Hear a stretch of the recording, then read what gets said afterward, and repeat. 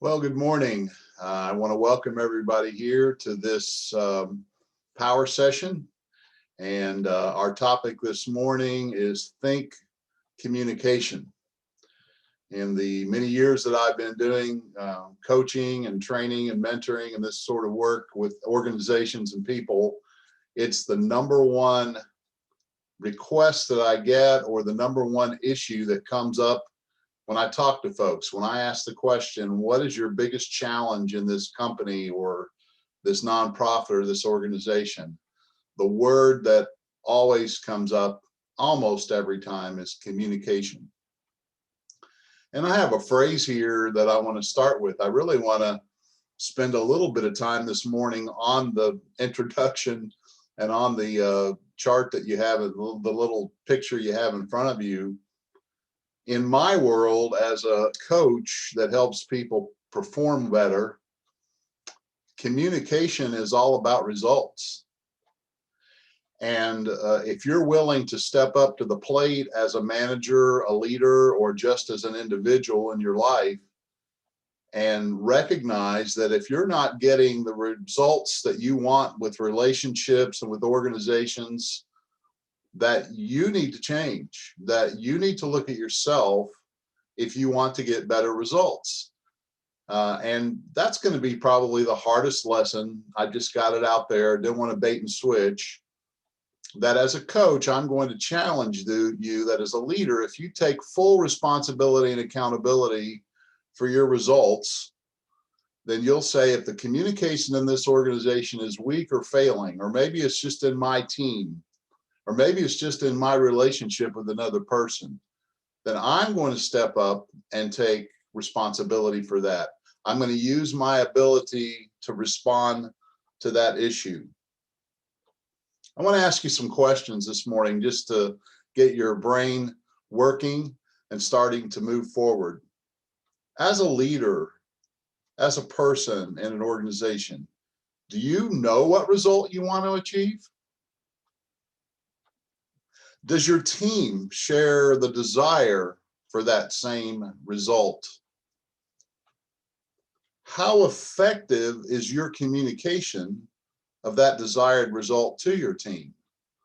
I think those are some important questions for you to ponder and to think about.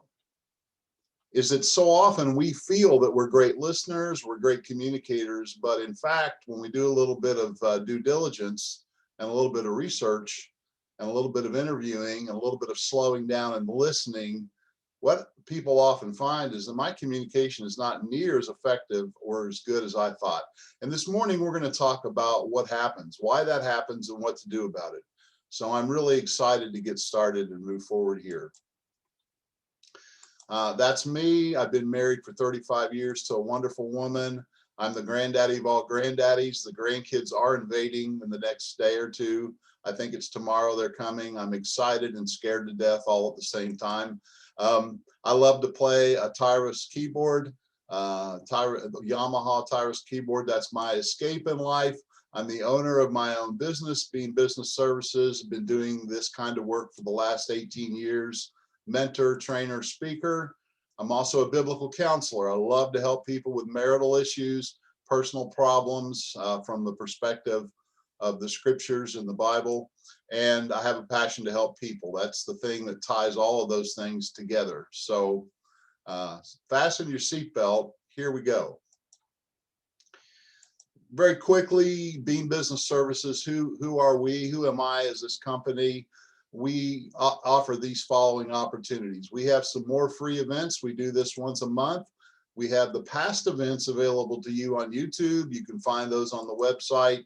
There's a library of about 100 to 150 articles on that website, all free for you to enjoy and read and use.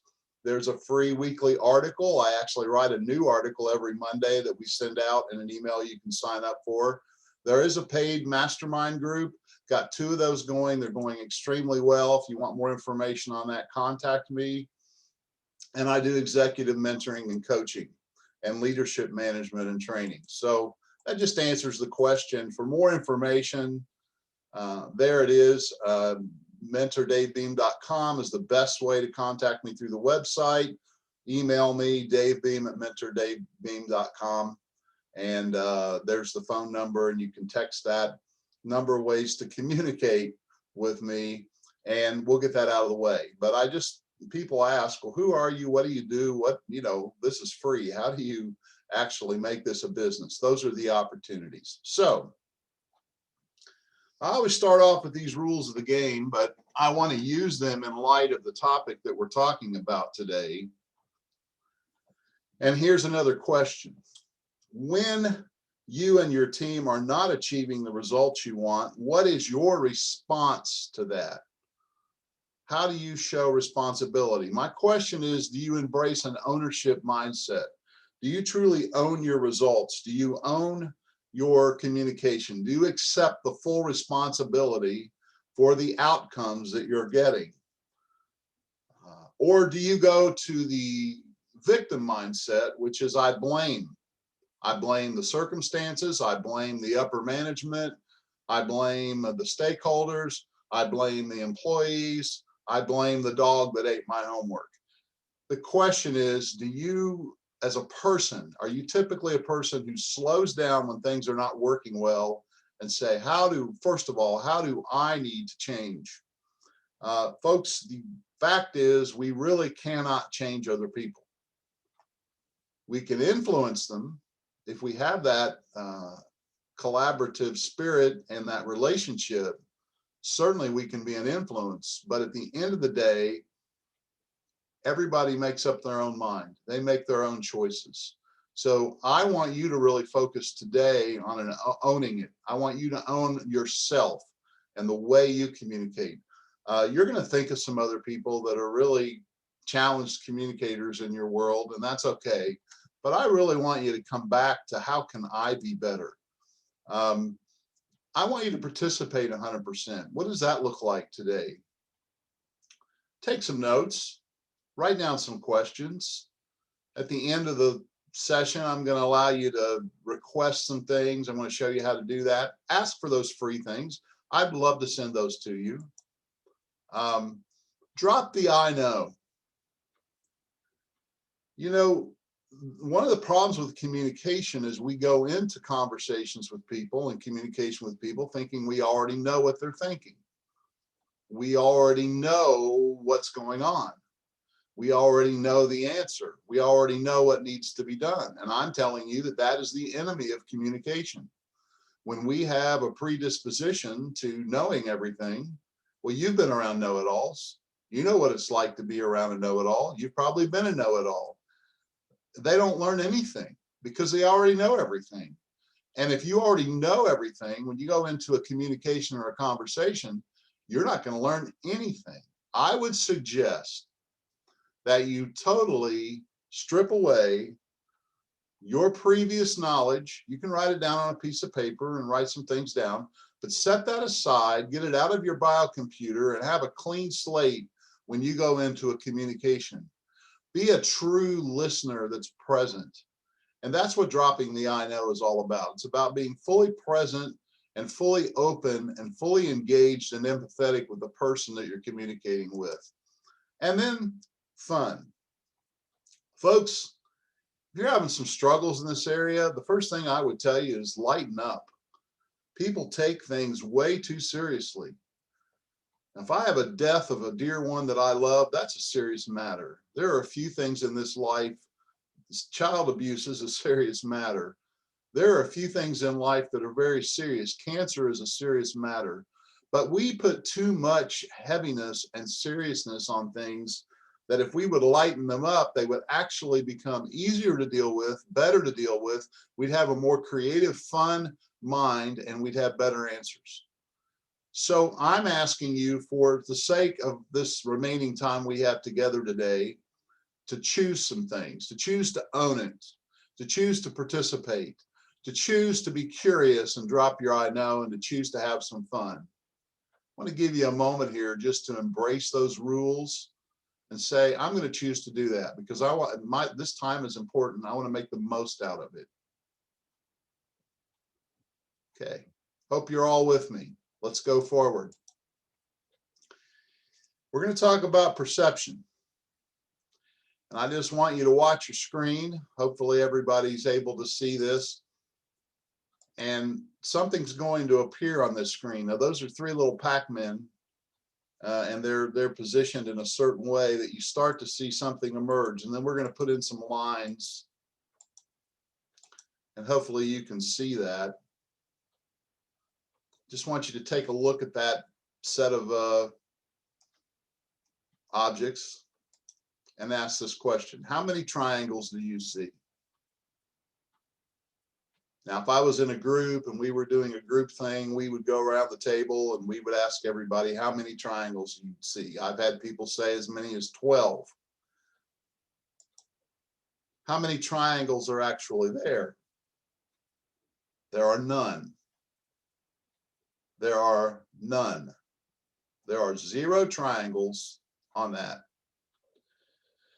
In fact, the perceived white triangle that's on top, it looks like there's an actual triangle there and you can see all the lines. But if you would get a copy of this, in fact, get a copy of the PowerPoint, I'll send it to you, take that sheet out and cover up some of those pieces, you'll find out there's no white triangle there at all. That is totally perceived in your mind. And it looks very real, and it looks very like that fact. And here's the lesson that I want you to get from this little slide. Fact does not equal perception. And you know what rules in communication? Perception rules, not fact. In fact, we were talking about response and results earlier from communication. The results and the response come from the perceived information, the information that's been processed. The triangle is there in a person's mind. In fact, your brain, your biocomputer, in the absence of lines, will draw the lines in their head, and you'll actually see the lines, because that's the way our minds and our brains are wired. Is if we don't have all the information, we have to put things together so we can function. And I think this is a huge communication principle here, that if I've got a confused team and I've got people that don't know what's going on and they just don't seem to listen and they don't seem to get it, what they've done is, in the absence of communication, they have made up their own story. They've made up their own ideas about what's going on. And that has become the basis of what they believe and think. And then when you get together with your neighbor or your friend or the person you work with and you both agree, then we know it's got to be true. But what I'm telling you is that fact does not equal perception. And what people perceive may or may not be true. In fact, it often is not. And the important thing to do when I'm wanting to communicate with a team to get them on the same page is we need to slow things down and listen to perceptions and listen to what we think is going on and get that all ironed out and get the wrinkles out of it and get it clear. Perception, why is perception different than the fact? We're going to look at that a little more. It's because of something called filters. So here's the point. Effective leaders are skilled communicators. And the true communication is the response you get. That's what we've been saying.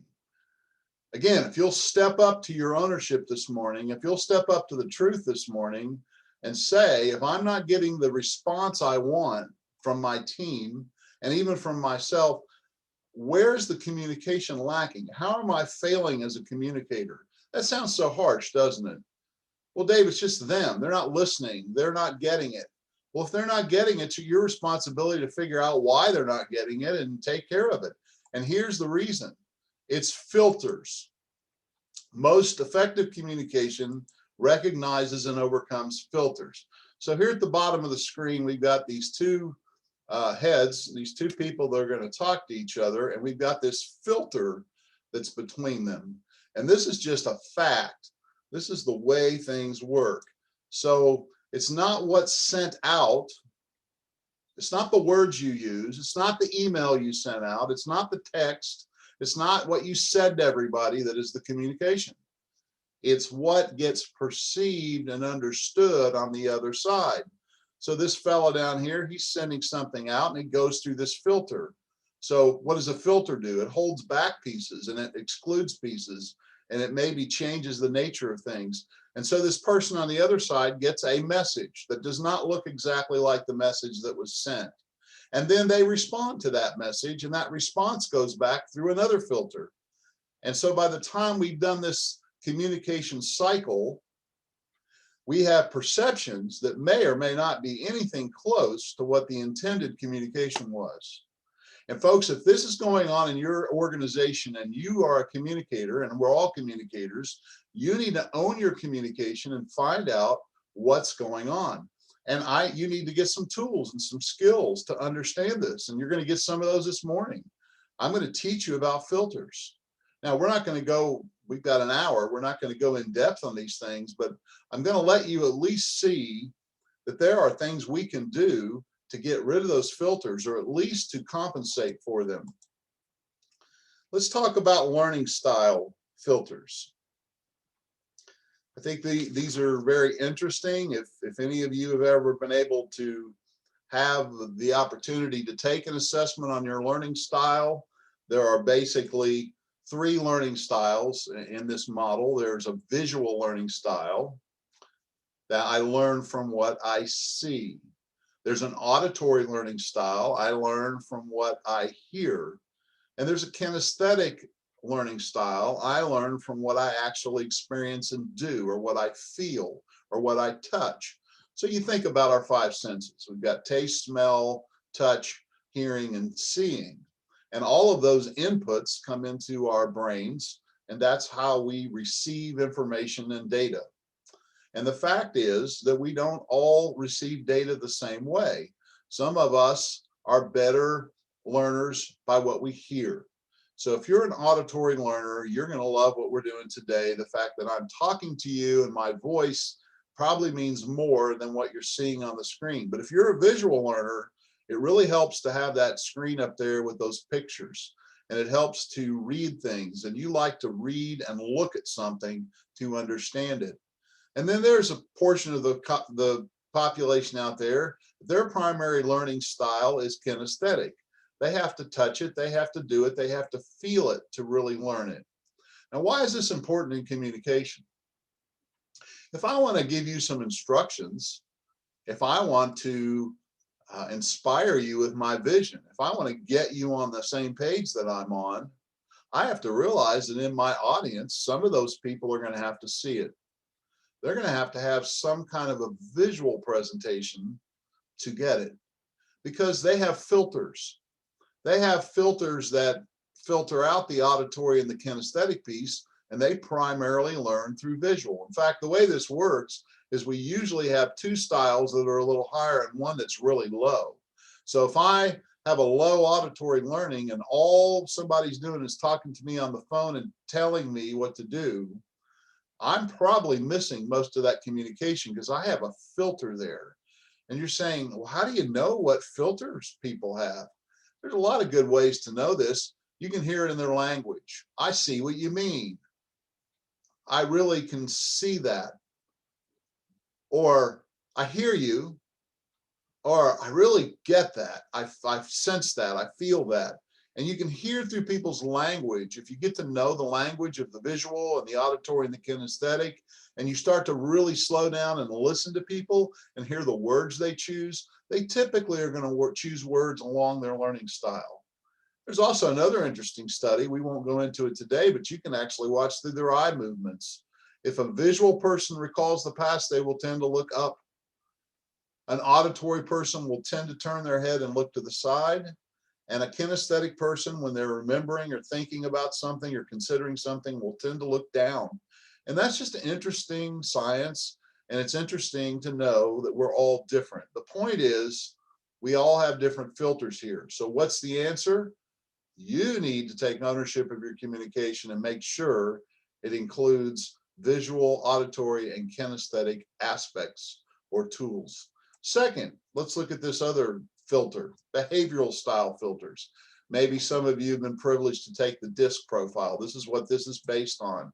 The fact is, some people are very fast paced. They want to move, they want to get the information quickly. And if you're not staying with that, if you go too slow, they lose you. And then there's other people that are just reserved and really laid back and slow paced, a little quieter.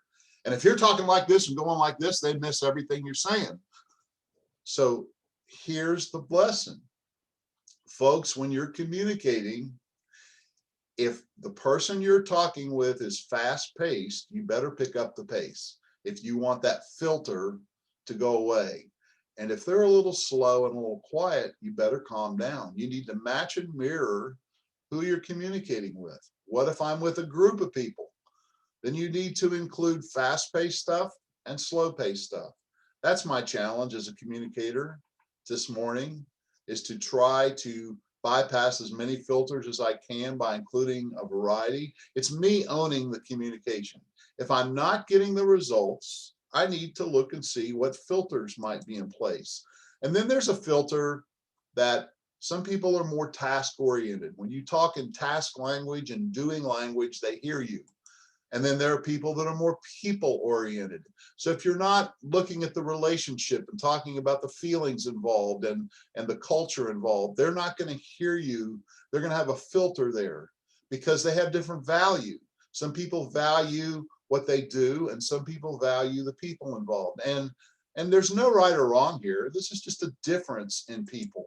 And so the DISC profile, again, I'll send you the slide so you can look at it a little more closely, gives you 4 basic behavioral styles.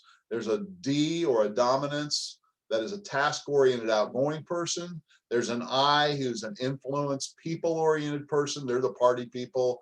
They love excitement and they like a lot of movement, very animated. And then you've got the steady, even-tempered person that's just that loyal worker bee. And then you've got the conscientious person who's very task-oriented, reserved. That's your accountant, and that's the person that has lists of details. And if you talk in lists of details to a high C behavioral style, they'll get it, they'll hear it. But if you go too fast for them, you'll lose them. If you don't talk fast to a high D, they're going to get impatient with you because they want the result, they want it now, and they like, they're a little bossy sometimes because they like to get it done. They're get it done people. And if the influencer, if you're not friendly, and if you don't lay back and talk a little bit about the family and a little about how life's going, they're not going to connect with you really well. What does all this mean? If you want to own your communication, if you want to get the results with your team, you need to get to know people. You need to slow down and learn some things about filters. And you need to be able to detect where those filters are, first of all in yourself and then in others. And I help with all those things. That's what I do when I work with teams, and be glad to send you some. In fact, we're going to send some articles out on that free of charge and some things for you all to look at to help you with this. Let's talk about context versus content, because I think this pulls it all together. The fact is, you've got a song, you've got the lyric, and you've got the music. You know, the music is the emotional piece. Did you know that our emotional brain is where all the data really comes into first, and that's where it's filtered? And the music has to match the lyrics for it all to work. So this lesson of the glass is interesting. I want you to go on a little trip with me, with that significant other, that person you love dearly. That would be my wife. We go out to eat, and if we're going to be drinkers tonight, and I'm typically not, but we're going to have a glass of wine because it's a special occasion. And so I order a very expensive glass of wine, and the waiter brings that glass out, and it's this beautiful glass of wine with all this goop on the glass, boogery looking stuff, lipstick, I mean, nasty glass. And I'm in this high-end restaurant paying all this money for this wine, and it comes out in this nasty glass. Well, I'm going to send that back to the kitchen and say, you know, this needs to be replaced. This is not acceptable. Oh, I'm sorry, sir. He snatches that glass up, and he's not very observant. And he just figures I don't like the wine. So he takes that expensive wine and pours it down the drain and refills the glass with another better wine. He thinks it's the content and brings it back in that goopy glass. And we laugh at that and think, wow, what an interesting story. How could that waiter be so crazy? And here's the point. People aren't drinking your wine, your message, because you've got a goopy glass. There's a context to your communication. The content is not usually the issue. I gave him the right instructions, Dave. I told him the right words. I wrote the best email. Here, read my email. Well, it's not the content of the email. It's not the content of the text. It's the context. It's the glass. The wine was just fine, but the glass was goopy. And I had a coach once that I worked with, and she said, Dave, you're the glass. People don't care about what you have to say until you care about them. Folks, this is all about who you are as a person, how you show up. Are you upbeat? Are you friendly? Are you listening? Are you respectful? Are you kind? Are you curious? Or are you stubborn? Are you impatient? Are you upset? Are you tired? Are you disconnected? Are you distracted? Think about all those context words. The lyrics may be great, but if the music is lousy, nobody's going to listen. And I'm saying very clearly to you today, as a communicator, if you're not getting the response you want, that tells me that you're not getting the communication out. What you're putting out, the context probably is lacking. What are some examples of context? Well, here's three that we're all familiar with. There are the words that you use. If I'm going to send a message to a 3-year-old, I'm probably not going to use the same words that I would to a college graduate. The fact is, the very words you use have a context. The context is the education and the understanding of those words on the other side.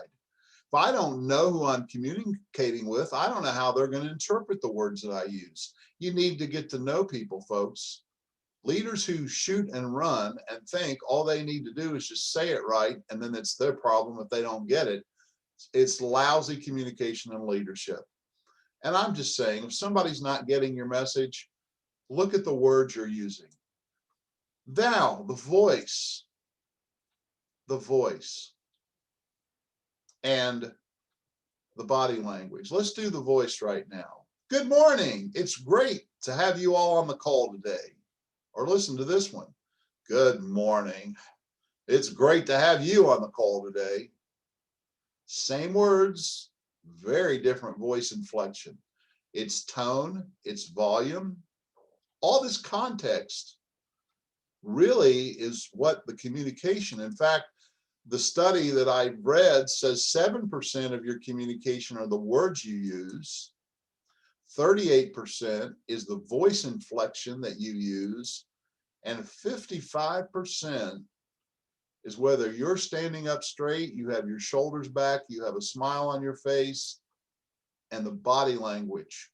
So a raised eyebrow and a little bit of a wrinkle around your eyes can communicate 55%, and you might have the exact right words, but people are reading the whole person.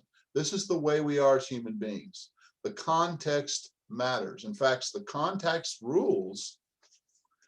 It's not just about the facts. It's not just about the words. It's about the context as well as the content. That's why it's important to get the right tool for the communication. So texting, emailing, those are digital communication tools that primarily are just the words. Now you can put an emoticon on there and it can help. And if you have a relationship with the people that you're texting and emailing and they know you really well, that helps tremendously because they have a context. But folks, if you're sending texts out and emails to people that you don't know, the message they're getting may not be anything like what you sent out. There's a perception that goes on based on the filters that are with that person. And if we only use texting and emailing, we get no body language. We get no voice inflection. We don't get a full communication. I really would encourage you that if you're texting and emailing is not working as communication, you're not getting the response you want and the results, to consider the fact that you may be hiding out with texting and emailing and avoiding a real personal interaction with somebody. That starts to get better with a phone call. Now, I know most of us don't use our phones as a phone anymore. We use them for a lot of other things, but at least when you're talking to somebody on the phone, you're getting the voice. And then in a Zoom meeting, you are getting some body language, some facial expression. That's a better communication.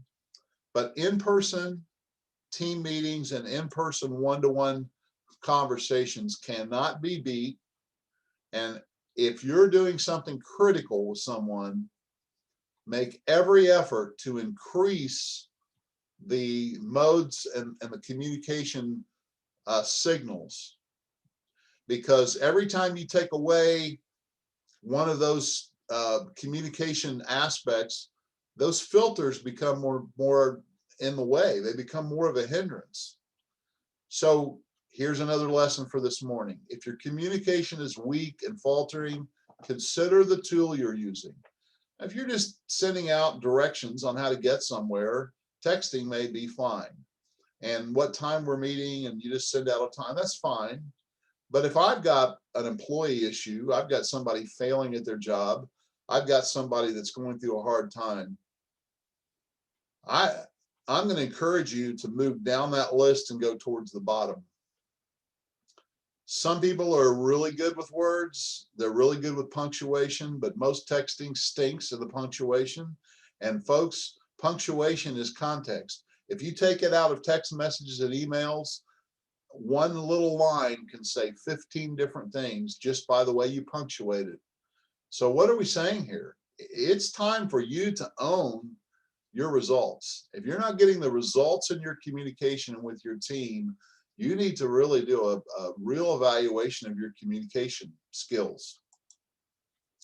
So that brings me to the heart of today's lesson. That was all preparatory. And this is a model that I created several years ago that has just served me and many other people very well. And it's called the 7 levels of communication, or I call it the communication ladder. And I want you to take a look at it there. It's going to bring together a lot of what we've talked about this morning into a model that you can use and remember. At the top of that ladder, you're going to see the results, or we could call it the response. And this particular model is used in a work context or an organizational context when we're trying to get a result. I think principally it works when I'm working in a relationship, a marriage or something like that, and we're trying to get a result, of a better relationship, or we have problems to solve. So what result do we want? And really the most important question here to ask at the beginning of any communication is, what result do we want? Begin with the end in mind, as Stephen Covey says. If we're not communicating clearly where we want to go, how are we going to know if we're getting there? So that's where we need to start, is with the result, or at least if you're going into communication, you need to know, what does a great, amazing result look like?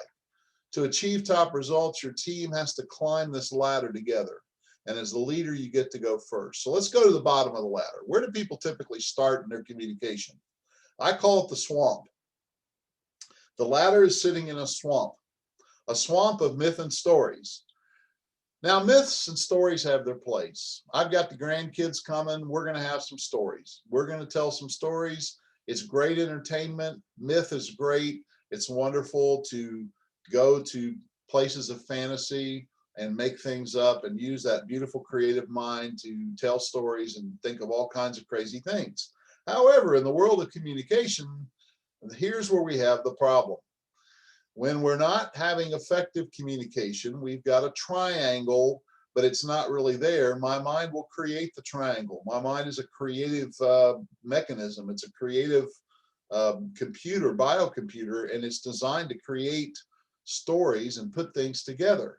So if my communication in my organization is not real effective, people start to have their stories. And we have the story of our life, and we have a story about ourselves that's based on our past. And That's not accurate. We don't accurately remember the past, but because of that past, we have a story to tell. And everybody has a story to tell. And everybody has a story to tell about what's going on. And the problem is, it's all based on perception. It's all based on what I remember or what I think about it. It has nothing to do with what's actually happening. And you guys know this. You all know this, that you have communication going on in your organization, and you're thinking, where in the world did they come up with that? Or where did they hear that? Well, they probably didn't hear it or probably didn't see it, but it's what they remembered or it's what they perceived because of their filters. And that all creates myths and stories. Now, the kissing cousin to myths and stories is expectations. You know, it's amazing when you sit down and really just without judgment, sit with a person and listen to them to hear all their expectations. You expect things from them. They expect things from you. They expect things from the customer. They expect things from the organization. You expect things from your customers. You expect things from other people. And folks, that's just a sophisticated version of a story and a myth. I'm telling you that expectations are a problem. They are the problem. They're at the root of the problem. They're presumptuous. They're all made up and they're between our ears. And they're very creative. I have all kinds of crazy expectations. And uncommunicated expectations, especially, are kin to myth and stories. And down in this swamp, there's a very low level or no level of communication. It's all based on what I want or what I think is fair, and or whatever you think is fair. What we need to do is we need to come together. So how do we come together? That is the question on the table this morning. Rapport is that place where I start to listen and I start to understand, and we start to remove those filters or at least understand them. I start to adjust for communication styles and for behavioral styles. I start to pace myself with the other person. I start to empathize. This is where that lack of patience that you know you have really causes problems. Dave, I don't have time to sit down and spend that kind of time and build a rapport with everybody. Well, then you don't have time to lead and you don't have time to get the results. I'm telling you, this is more efficient. I'm telling you, if you'd slow down, you'd speed up. If you would slow down, you would start to see things clearly. You're moving too fast down the road to even know what's going on. Slow down, slow down, and get emotionally connected and put some deposits in that emotional bank account. And quit trying to shoot and run and just straighten everything out quickly. It's counterintuitive. When we have a lot to get done, we want to go faster. The truth is we need to go slower. I'm saying this most of the time, that's the case. So you build this rapport, you build this connection, you build this warmth, you build this comfort zone by becoming more like the person you're talking to. You match, and I'm talking to the leaders here. You match and mirror the folks you're working with. And then you move up the ladder to understanding. Folks, this is the magic moment in communication. It's in when I learned the skill and when I learned the personal discipline of being very present with people, and when I learned the skill of coaching where I ask great questions. And by the way, question asking is a skill and it's something that's learned and practiced. You're not morally failing for the most part on all this. It's a lack of skill set. It's a lack of practice. It's you've done it the way you've always done it. Whoever taught you how to do it differently? That's why I'm in business. That's what I do for people. That's my passion. That's my calling, is to help people ask great questions and teach them how to do that and teach them how to really listen deeply to people and really understand them and understand their expectations and their myths and their stories and really listen to their world and see things through their eyes. And once you get to the place that you really have gone back and forth through those filters and gone around those filters and gotten rid of those filters, and you definitely know that you're on the same page and you understand the other person and they understand you. Have we solved anything yet? Not necessarily. I think some people are afraid to get to that level of understanding because they're afraid it'll be perceived as validation and agreement. Well, on this model, agreement is not understanding. Agreement follows understanding. But if you're going to have true agreement, you need to have true understanding. And understanding grows out of rapport by leaving the swamp of expectations, myths, and stories.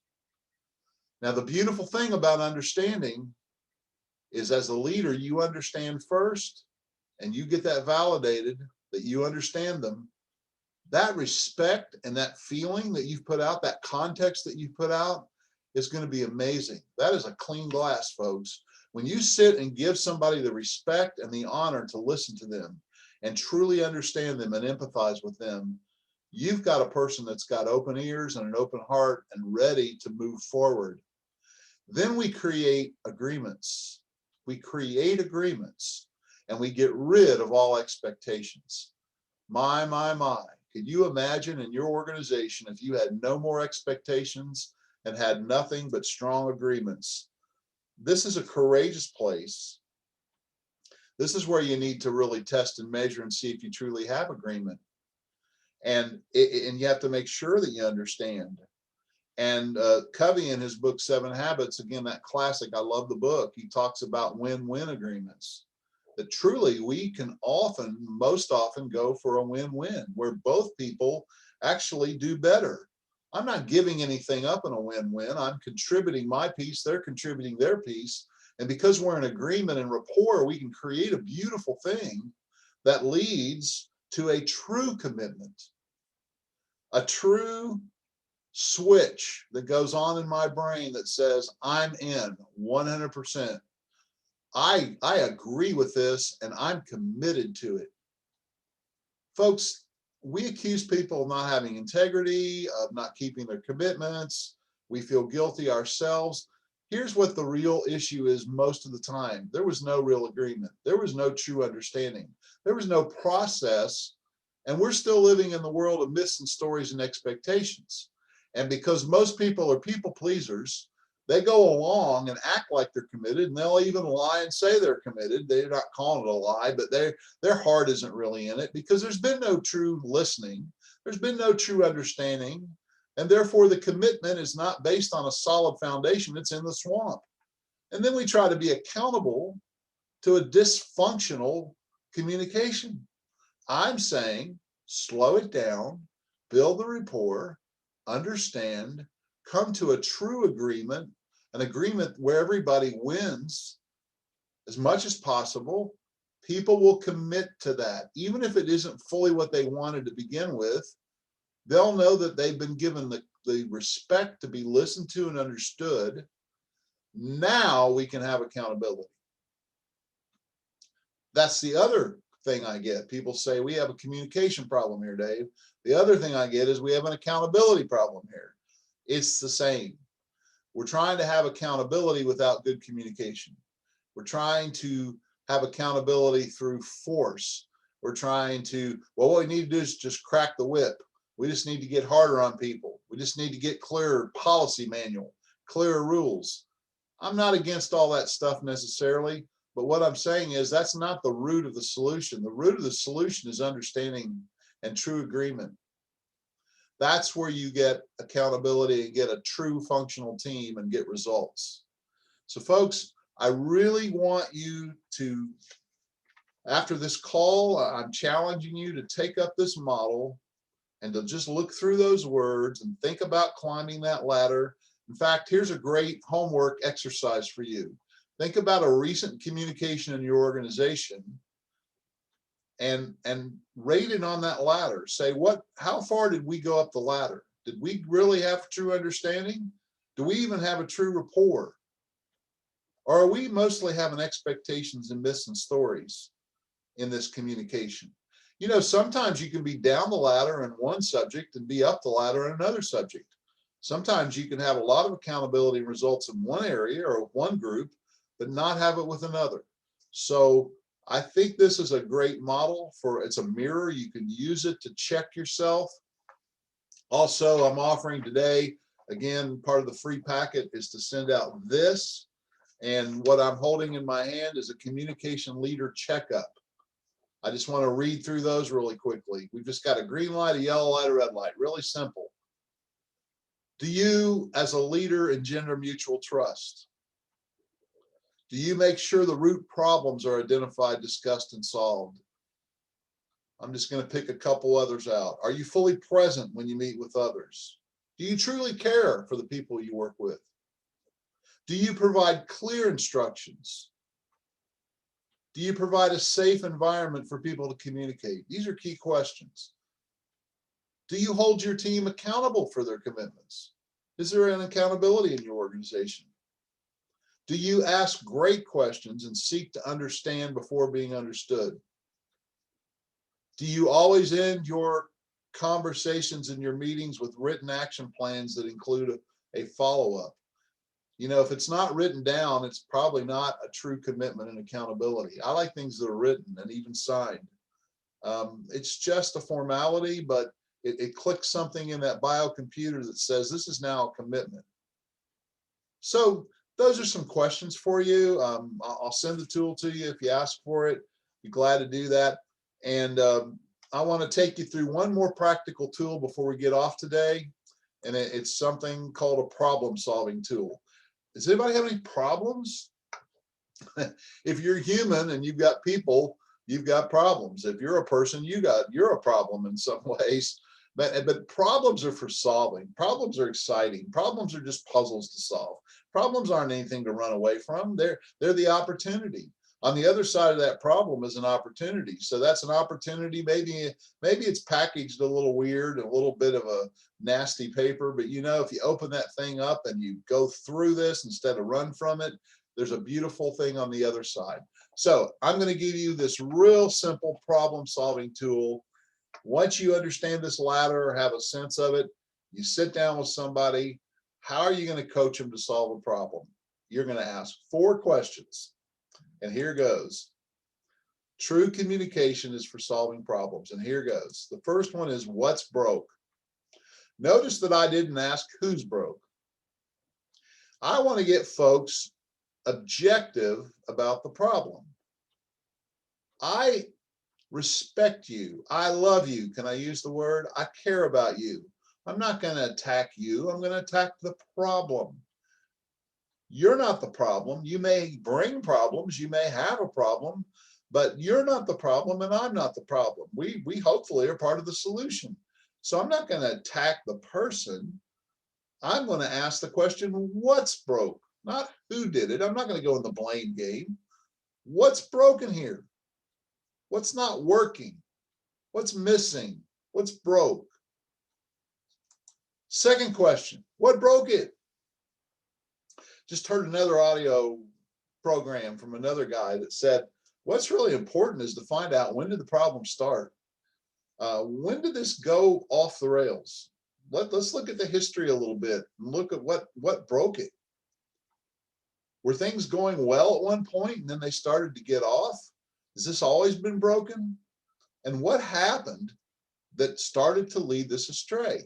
And here's where you have to be courageous and bold and hopefully have a good team dynamic and relationship where you can ask the harder questions and peel back the onion and really get clear on what's broke and what broke it. In other words, understanding the problem and defining it is really the hardest part of the work. Solving the problem is typically not the hardest part of the work. It's solving the right problem. It's getting to the real problem. Now, I love this, the way this little chart works, because we go to the third question, which is, what will it look like when it's fixed? Now, for all the fixers out there, you're already ahead of me trying to fix it and you're going too fast. You need to slow down again and really define it, and then define the outcome. Define the end, the problem solved, and not just halfway solved, but ideal. You want to get an ideal solution in your mind and described in 2 or 3 sentences written down. So I've got the problem defined in 2 or 3 sentences. What's broke, what broke it, and I've got an amazing solution defined in 2 or 3 sentences. And when you give that to your brain, folks, here's what happens. There's an immediate gap between what it looks like now and what it could look like or potentially look like. And your brain goes to work to answer this last question: what will fix it? And when you've got people that are listening and respecting one another and really truly understanding, and they want all those different perspectives on the issue, the problem solving is one of the funnest things you could ever do in your organization, because people's creativity come out. And when you can come up with 7 or 8 solutions that will fix it, not just 1 or 2, you're bound to get something much better. Wouldn't you love to have people that just don't bring you problems, but actually solve them? Wouldn't it be amazing to have team members that just don't stand there like a deer in the headlights and don't know what to do next? That they actually come and they've learned how to problem solve? Well, I'm going to tell you right now, the reason they don't know how to problem solve is because probably nobody's ever taught them how. If you're the leader, I'm talking to you. Have you owned the results you're getting? That is the question today. Am I owning my communication and my results? There are ways to learn and to be developed. I coach people. I bring them along to become problem solvers, to be leaders, to be people that can bring a team together and help them do these things. That's what I do. So I want you to take a moment this morning as we start to wrap up and ask yourself this question: what have I learned and what next step will I take? What have you learned and what next steps will you take? If you will turn this little moment together we've had, this 50 minutes or so, into an action plan, then it becomes useful. Then it becomes profitable. Then it becomes, we could study how to ride a bike all day long, but if you don't get on the bicycle and pedal it and try it out and work at it, you really haven't accomplished much. You might be a little smarter for it. You might understand engineering and physics, but you've never learned how to ride a bike and had the enjoyment of that. And I'm saying this can be a lot of fun. How are you going to take that tool maybe and solve your next problem with it? That would be a great to do. What conversation were you going to have instead of shooting out an email? You're going to go face to face and sit down with somebody. What problem are you actually going to address now that you've been avoiding? Those are questions. Those are tangible steps that you can take, and it can be based on what you've learned today. So again, look at those big old question marks staring you in the face and think about, what do I want to do from all this stuff today? Let me give you a couple other steps you can take with me. First of all, step 1 is request these slides. I think it begins inside. It begins with thinking. It begins with understanding. And those slides are just a nice little reminder of what we went through today. I'd be glad to send them to you in a PDF format. Second step, related handouts. All this I'll send to you. I'll email this free on request. Here it is. That communication checkup tool that I mentioned. We'll send you that. An article. A good question is worth 1,000 strong statements, about the power of questions. 5 components of a great conversation. That's another. These articles are 1-page articles. They're a 2-minute read. 4 Blind Men and the Elephant. Great story, great lesson. A key to deep listening. How can I become a deep listener? That's the question answer to that article. Are you hiding behind email and testing? We mentioned that in the presentation. Third step that I'm offering to you today.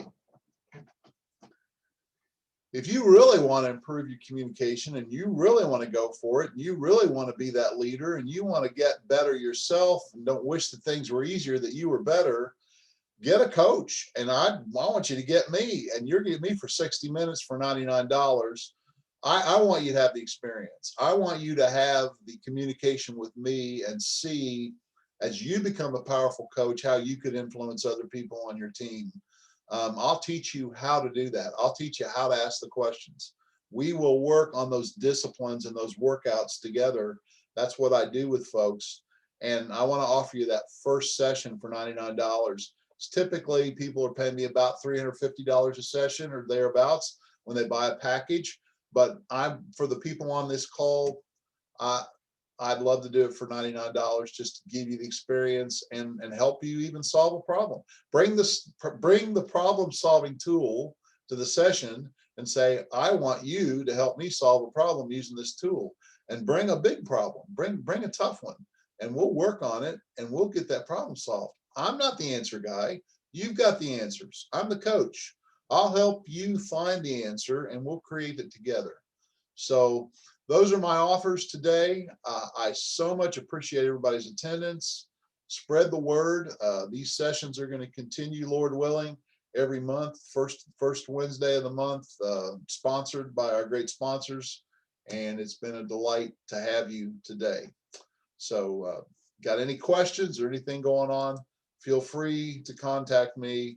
There's my email, davebeam@mentordavebeam.com. Email is the best way to contact me. And again, thank you for your attention this morning. Hope this has been a help and a blessing to you. We'll see you next time. Thank you.